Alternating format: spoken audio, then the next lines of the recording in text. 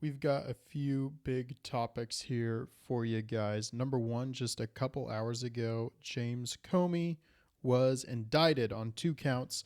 He was indicted on 1 count of obstruction of Congress, and he was indicted on another count of perjury.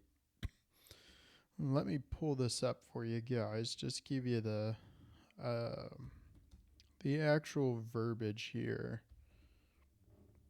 This is really good news because James Comey is a piece of shit.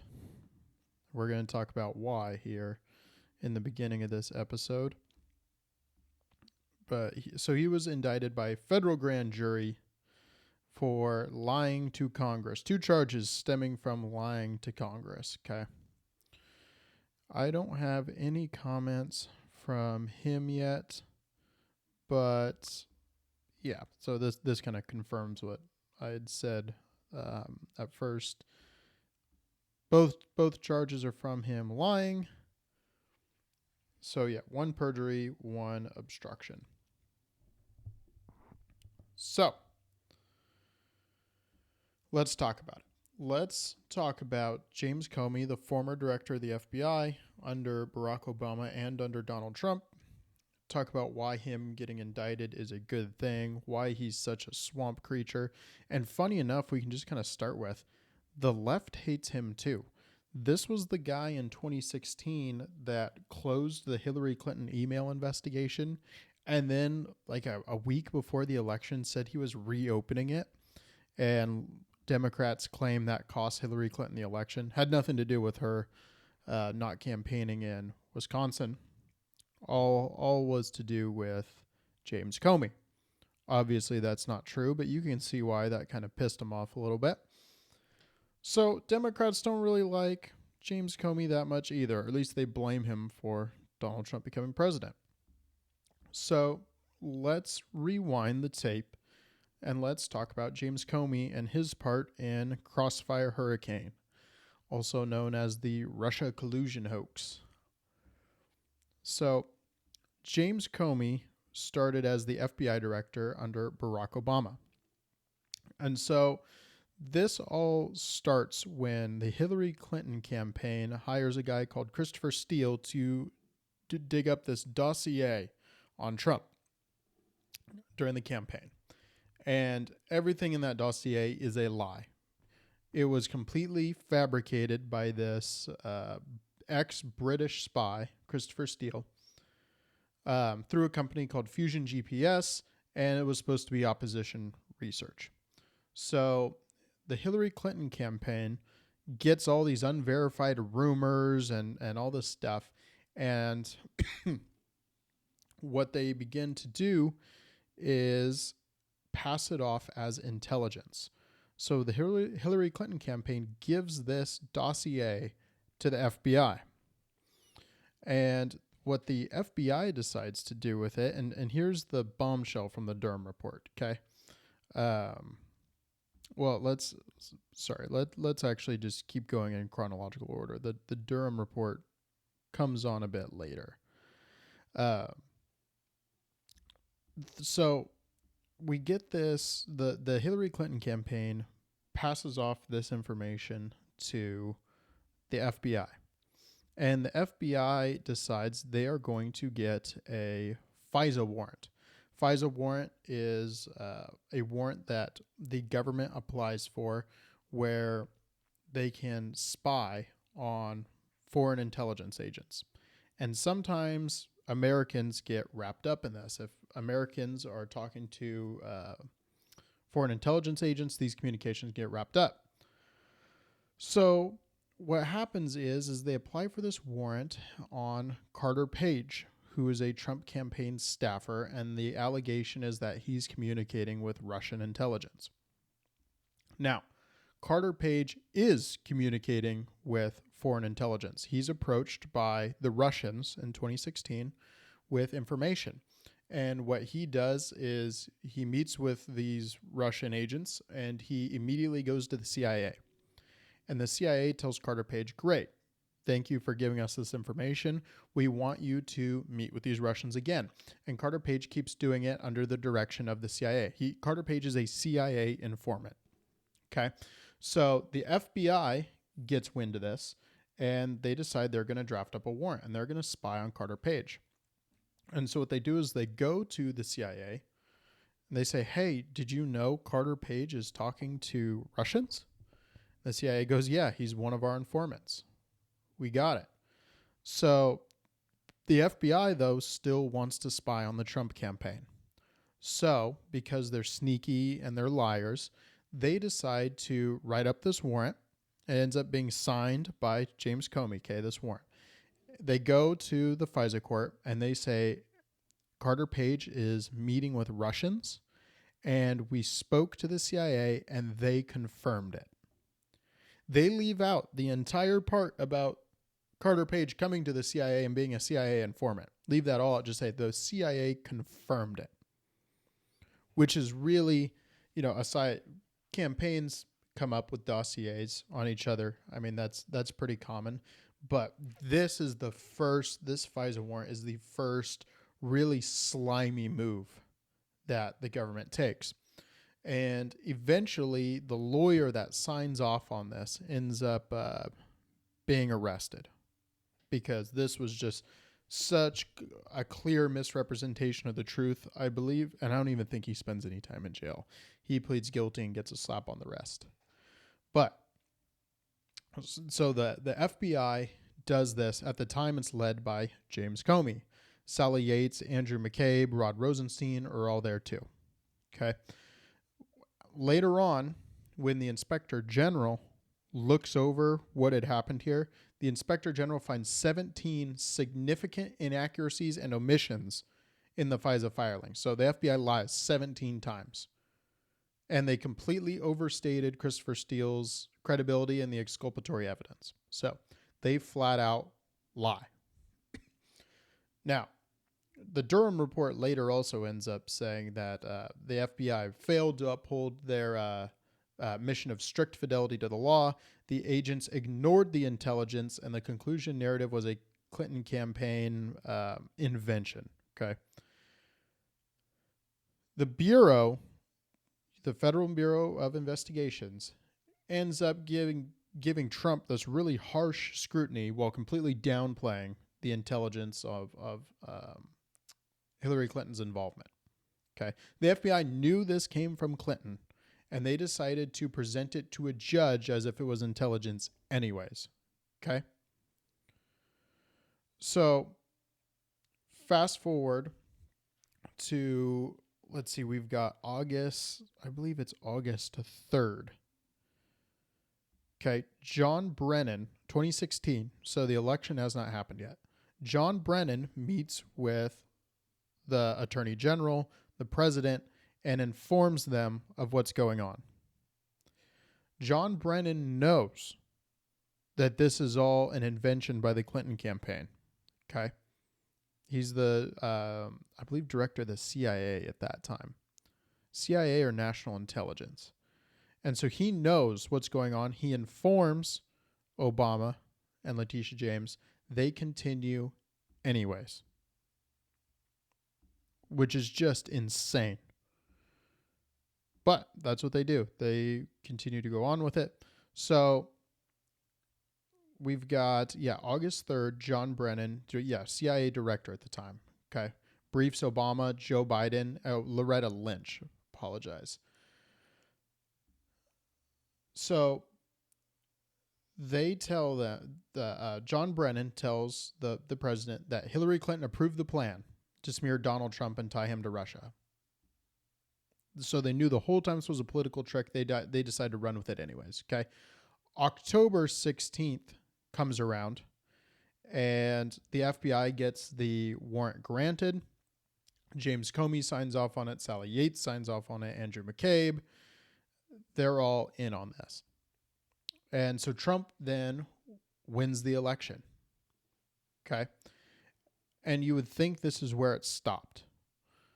But then they decide, okay, well, this Russia collusion stuff didn't sink Trump's campaign, but maybe we can still use it to undermine his credibility.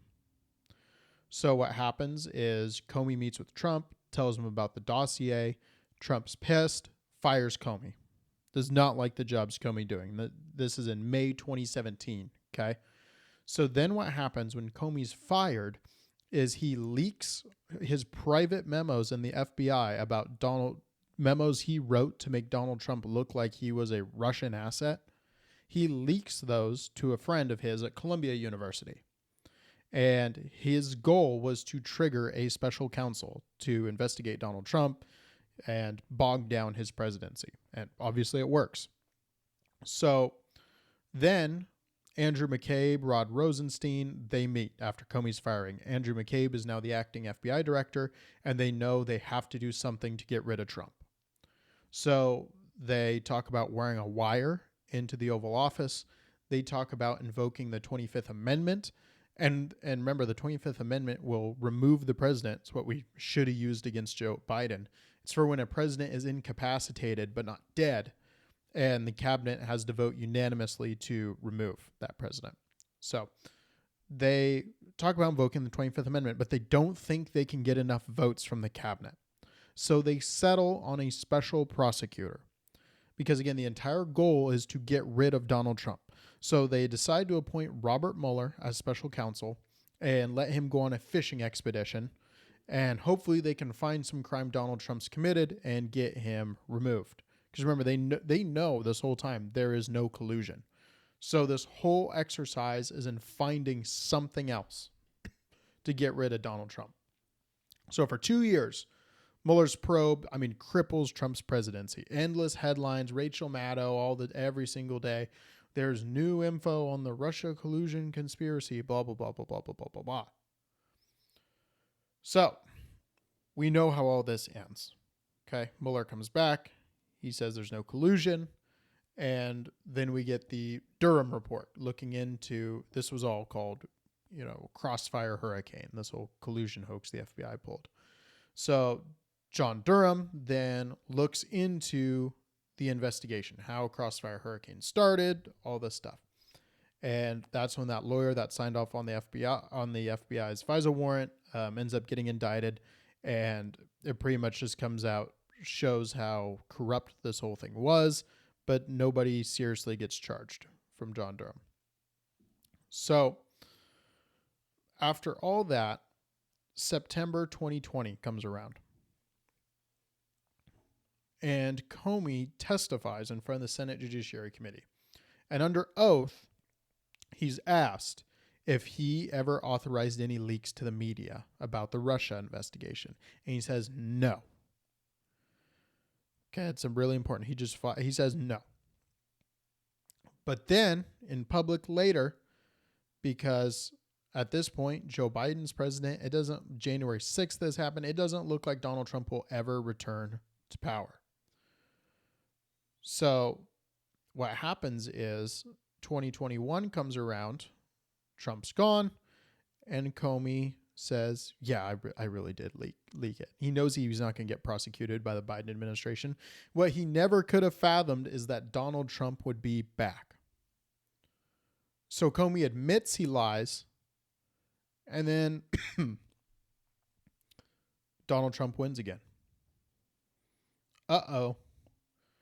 So now what's happened is the Trump Department of Justice under Pam Bondi have decided, he's openly admitted to lying in public. They can talk to this Columbia professor, and they've got apparently enough evidence to convince a grand jury that they can prove James Comey committed perjury and obstruction of Congress because his lies got in the way of their investigation. That's the thinking behind that one.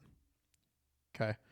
This whole thing, okay, James Comey is behind a huge part of this. John Brennan's not innocent either, nor is Joe Biden or Obama, but the guy on the ground pushing a lot of this was James Comey behind the Russia hoax.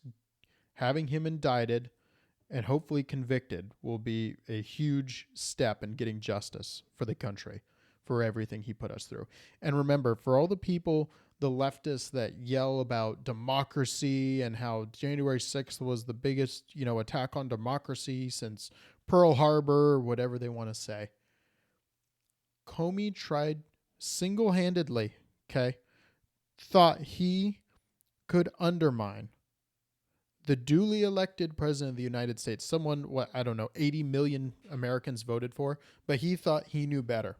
He thought it was his role in this country to remove our president. The least democratic thing you could imagine somebody doing. That's what he tried to do. He does not give a shit about the United States, the people that live here, the voters, about democracy itself, none of it. He is one of the worst people you could imagine being in government. Someone who only cares about himself and his ideology. And he belongs in prison for the rest of his life. I hope he goes to prison forever for what he did to this country, along with everybody else, John Brennan and all the rest of them that did this. Okay, that essentially took away 2 years of Donald Trump's presidency that we voted for because they thought they knew better and could just undermine the president whenever they want to. It's absolutely outrageous what Comey did, and he is lucky he is only getting these 2 little charges, because even if he is found guilty, he's probably not even going to go to jail, which is the most frustrating part out of all this. I think this is an open and shut case. How could you look at the facts and his testimony and look at the results of the investigation and think anything but this guy is a complete piece of shit? I don't know. I'm sure someone will come make the case for him. But I don't envy that person, because Comey is one of the absolute worst swamp monsters. So hopefully he gets convicted. Hopefully he's, put in front of a jury, and we get to hear even more about what he was doing at the FBI in these years during Crossfire Hurricane. It's one of the biggest scandals in American history. Definitely, he's right there with J. Edgar Hoover in terms of the conversation. Who's the most corrupt FBI director ever? J. Edgar Hoover's got a good argument, but man, so does Comey after looking at all this. And he knew it was a lie the entire time, and he didn't say anything. He went along with it and pushed it. If you guys remember back in 2020 when they were pushing this Russia collusion hoax, it's just mind-boggling to think about. They all knew the entire time it was a lie, and they did it anyways. It's infuriating. If you voted for Donald Trump, you should be absolutely infuriated that they thought they could do this, that they thought their personal vendettas against Trump, for some reason, because he was a threat to their power or something, outweighed all of your votes. Absolute worst. I hope they should all. I hope that James Comey is only the first of many to be indicted. Everybody involved in Crossfire Hurricane should be behind bars. At least they should be marched in front of a court and charged for what they did. They got to answer for it. So we are going to bring you more as I hope more indictments come. But we are going to stick on this one because the Russia hoax, again, is one of the worst scandals ever perpetrated against the people of the United States. And people need to go to jail for it. There have to be answers for what they did to us. I mean, the Russia hoax ranks right up there with COVID and what the Biden administration did to the border while they were in power. Crossfire Hurricane was a complete psyop, and still these people want to tell us not to believe conspiracy theories or something. This was a conspiracy on a grand scale against Donald Trump and the American people. And they wonder why so many people are red-pilled and believe in conspiracy theories, right? Well, this should be Exhibit A. So hopefully, Comey, prison. lock him up, throw away the key. And we're going to keep on this one. Let's jump to a different topic now, though. Let's talk about, I'm going to look for, pardon me.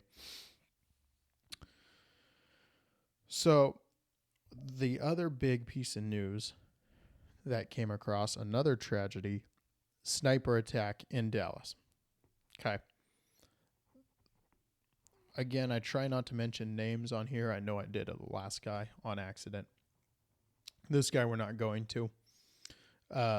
This was a 29-year-old in Texas who clearly a leftist. You look at him and he's some sort of, I don't know. We used to call him emos when I was a kid. That's kind of what he looks like. He decided to open fire on an ICE detainment center. And he shot randomly into the building, didn't hit anybody.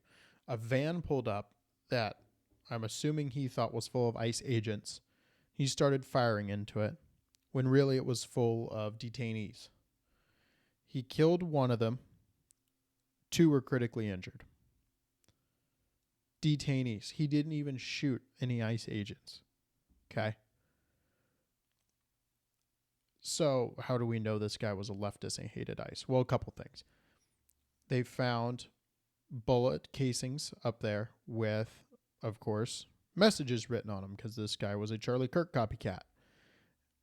And he wrote anti-ICE on these bullet casings. Then they found a note that said, hopefully this will give ICE agents real terror to think, is there a sniper with armor-piercing rounds on that roof? So the whole point of this was terrorism against ICE agents, okay? They have found that he was a Democrat that voted in 2020, voted in the Democratic primary. And when they searched his internet history, he did a lot of research on ballistics and a lot of searches for the Charlie Kirk being shot videos. Absolutely insane that this is happening again. And everybody said after the Charlie Kirk shooting that they were afraid of right-wing retaliation. When really, I guess they should have been afraid of left-wing copycats. Because that's what this was. And how sad, number one, that somebody got killed and 2 people got injured, in a way that's probably going to change their lives. But then, I mean, just how ironic is it that a leftist, someone who his family reported is not good with a firearm, tried assassinating ICE agents and ended up shooting 3 people that he apparently identified with. Like I'm guessing if you're somebody who hates ICE, that you really identify with migrants coming here. So he shot 3 of them. It is just like the worst kind of irony you can imagine. And then he kills himself too because he's a coward and doesn't want to have to answer for the crimes he committed and the life that he took. It's just such a strange story, man. And we'll bring you more on this one too if anything else comes out. I have a feeling there's not going to be much more on this one. But we had on Breaking Points today, we had Crystal Ball and Ryan Grimm, who are really 2 of the worst people on these types of situations. Complete lies and cope they're throwing out here. So their story is this guy was actually a right-winger. This was a false flag attack perpetrated by a guy who is on 4chan all the time, was radicalized, and wanted to stir up the pot. So the idea was he really hated migrants. So he shot them, but to throw people off the scent, he wrote, notes that pointed to being anti-ICE. He wrote on the bullets that he was anti-ICE, and he voted for Democrats 5 years ago to just really, really keep people off the trail. And these are the same type of folks that will call the rest of us conspiracy theorists. And I tried to find a good clip of them saying this, but it's a long conversation where they're just kind of going in circles and beating around the bush. It would have been a waste of your guys' time to have to listen to all that. It's just the cope that leftists will pull out. And remember, they did the same thing with Charlie Kirk, too. They tried telling you the shooter was actually a groyper, and Jimmy Kimmel says he's MAGA, and we were just supposed to believe that, and we were some kind of asshole if we thought otherwise. Jimmy Kimmel still is trying to lie and say that this shooter was anything, but a leftist. When I say this shooter, I mean the Charlie Kirk shooter is the one he's lying about. I'm sure Jimmy Kimmel will lie about this shooter too, along with the folks over there at Breaking Point's trying to cope with the fact that it is the left perpetrating violence against right-wing Americans. Okay. It is not a Republican who is up there shooting these people with anti-ice, rounds that he's, written on the shell casings. Sorry.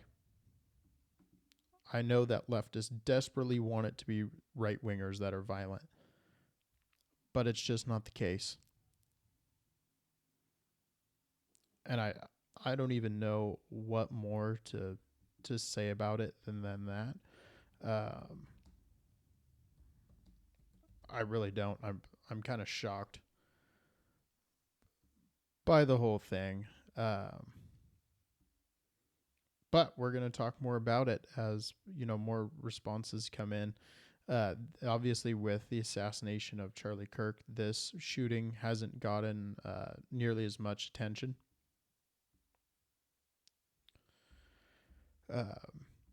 As it should have. But we have another reaction to this one, too. A more left-wing cope. So, Charlamagne the God. Okay. The guy who hosts the Breakfast Club. This was the guy who interviewed Joe Biden when Joe Biden said, if you don't vote for me, you ain't black. And he just kind of let that one go. So that tells you what Charlamagne the God is like, where his mind is. He's a complete partisan who allows leftists to go on his show, someone like Joe Biden, okay, and rant about getting to decide who's black and who's not. He's totally fine with that. But he decides that he's going to talk shit about JD Vance. Okay.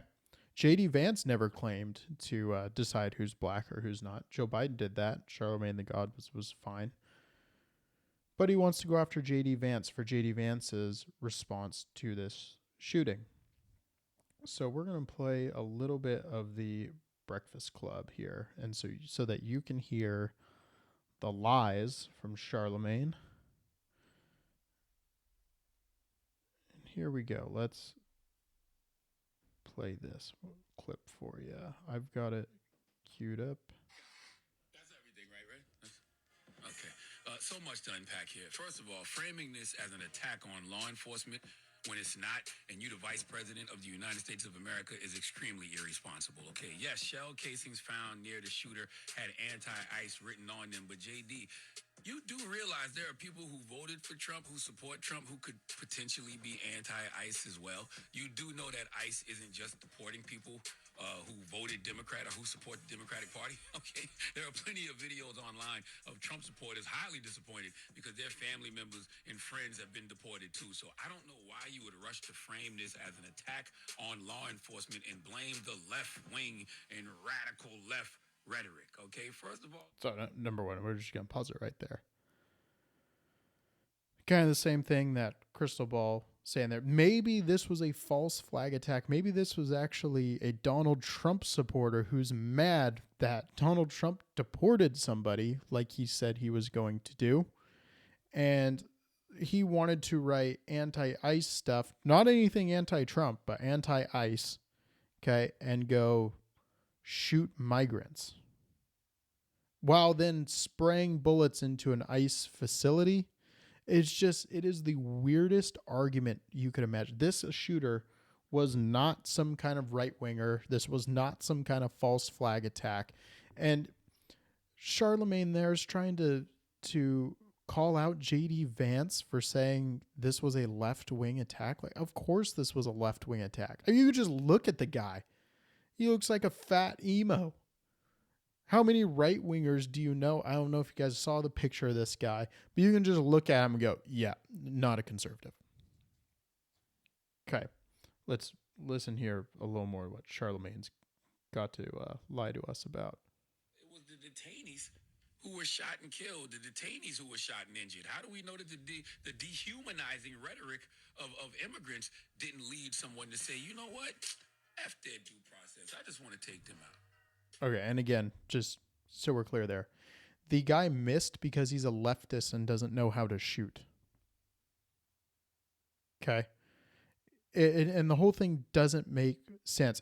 Even by Charlamagne's own theory there, if this guy is a right-winger that just wants to shoot immigrants, why was he writing anti-ICE on his bullets? Why was he saying he wants ICE agents to feel real terror and think, is there a sniper with armor-piercing rounds on that roof? Charlamagne's own theory doesn't even make sense. The guy's absolutely fucking brain dead. Let's listen to a little more here. How do we know that wasn't the case? We don't. But I keep telling y'all, these politicians don't care about we the people. They care about their politics. Okay, JD Vance is thinking about 2026 and 2028. That's why he was quick to come out and criticize Gavin Newsom and left media for their rhetoric about ICE, saying it encourages violent behavior. Let me tell you something, JD. It is very true that there have been multiple shooting at ICE agencies in 2025. And I don't condone any of them. Okay, there's no justification for them. But if ICE, who is just doing their jobs, has a mandate from the Trump administration to deport 1 million people annually, okay, not just the criminals and illegals. We see U.S. citizens included in that and folks with pending legal claims, people being wrong. So hold on, but that is a complete lie. There has not been a single U.S. citizen that's been deported. Okay? Charlamagne is just straight up lying. He has completely invented shit. And in terms of what Gavin Newsom and other Democratic politicians have been saying, they have flat out called ICE agents fascists, called them Nazis, called them all these horrible names. And what does that imply? If somebody is a Nazi and somebody is a fascist, of course you have to be violent against them. If you lived in 1930s Germany and you could stop the Nazis from taking over, you would do it by any means necessary, right? You have to be violent against Nazis because what that means is there is impending persecution coming, that they're going to overthrow the government and they're going to do all the shit Nazis do, locking up minorities and all that kind of stuff.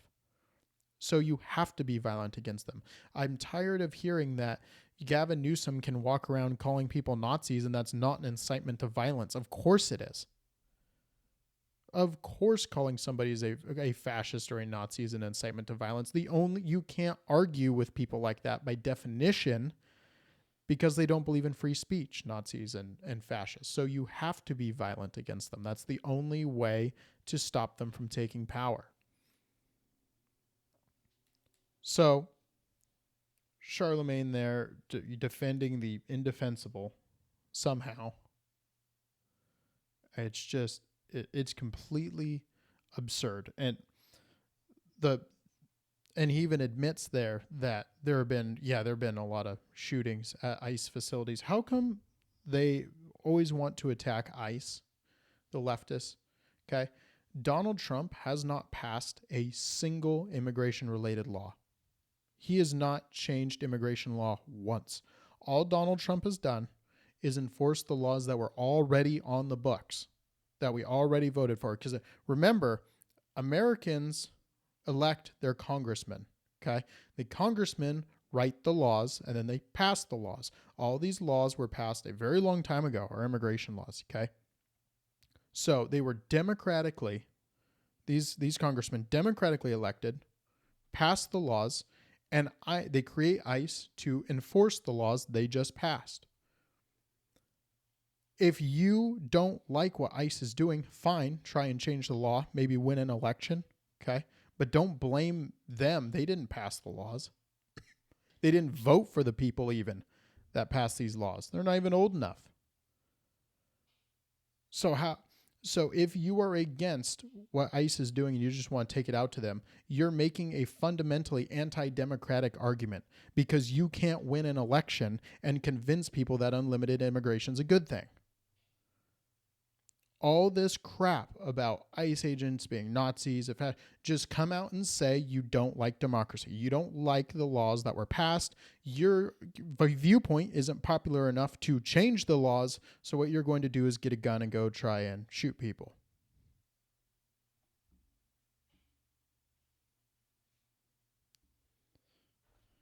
Let's see if he's got anything else here worth responding to.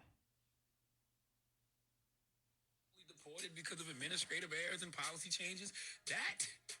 Watching that is going to drive some people mad. Okay, again, not justifying any of these shootings that have happened at ICE agencies, but to act like Democratic politicians and left-wing media are the sole reason some people don't like ICE agents, well, that's just intellectually dishonest. Okay, and ignoring some very obvious issues that are happening in this country. That's why I don't understand why some Republicans and the Vice President of the United States of America are so quick to demand that political opponents stop demonizing ICE. Hey, JD Vance and Republicans, how about you stop demonizing your political opponents until we get all the facts of the... So, yeah, that's the last point we'll tackle there. There's kind of a clear reason why his argument is stupid. Because Republicans aren't getting on top of buildings and shooting people. That's why. It is uniquely Democrats that are climbing up on roofs and assassinating people. So this whole argument is just so stupid. With the whole idea that the right needs to calm down on their rhetoric so that Democrats will stop killing us.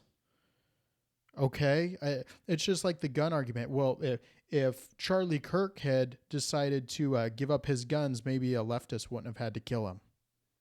And none of it makes any sense. The Republicans don't need to calm down their rhetoric because Republican supporters aren't going out there and killing people. That's the difference.